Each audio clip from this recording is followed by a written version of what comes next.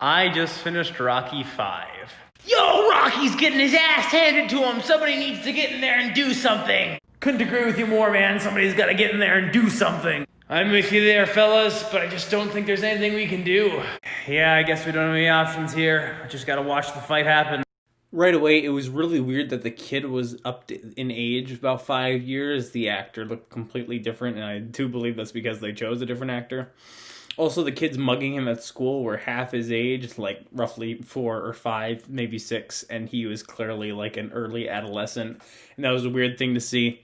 I get that the Rocky's kid wasn't much of a fighter, but it was really weird seeing these children beat up this teenager for lunch money. I thought Jules' actress was actually really good, especially for her age. However, the cinematography for the entire movie was so tired and weary. You could tell that there was no passion put into how this movie looked or was shot. Then I liked how hard the trainee fought to prove how strong he was to Rocky, even if he did go way overboard and overkill for the sparring match. It made a lot of sense in the story why he would do that.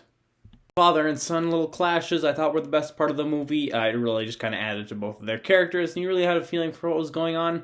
But it was also totally different from the rest of the film. You just really didn't get a feel for what they were going for with the whole father and son thing, especially because it doesn't pay off at any point. Other Rocky films really had this Shakespearean kind of end-of-the-world feel to them, so the stakes were like super high. But this movie's stakes were really low, and I really appreciated that. I don't think that every movie needs to be about whether or not the world's going to explode, and I feel as though having a toned-down kind of endpoint is really what this movie needed, and I thought it pulled that off really well.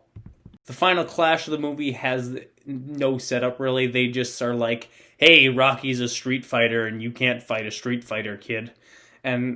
And then Rocky is just a street fighter. But I thought the whole point of the last film was that Rocky is like a super good boxer who can't actually fight like non-formal matches, especially with his fight against Hulk Hogan. I don't get why they threw that in there. It was a weird thing, especially since it had no setup in any previous film. Certainly not this one.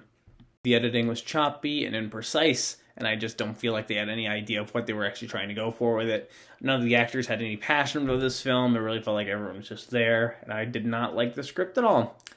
Overall movie, I'll give it a D. You know, what it was trying for I thought was fine, but it just had horrible execution and no thought put into it.